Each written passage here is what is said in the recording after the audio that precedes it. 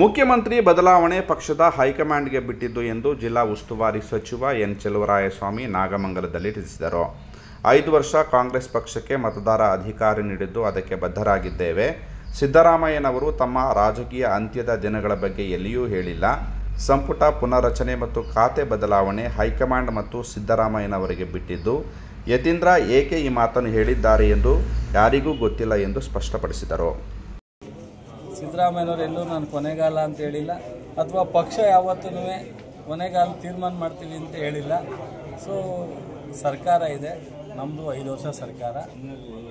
ಬದಲಾವಣೆ ಏನೇ ಕ್ಯಾಬಿನೆಟ್ ಸಫಲ ಆಗಲಿ, ಖಾತೆ ಬದಲಾವಣೆ ಆಗಲಿ, ಮುಖ್ಯಮಂತ್ರಿ ಬದಲಾವಣೆ ಎಲ್ಲವೂ ಮುಖ್ಯಮಂತ್ರಿಗಳು ಮತ್ತು ಪಕ್ಷ ಕೂತ್ಕೊಂಡು ತೀರ್ಮಾನ ಮಾಡುವಂಥದ್ದು. ನಮ್ಮ ಪಕ್ಷದಲ್ಲಿ ತೀರ್ಮಾನ ಮಾಡ್ತಾರೆ.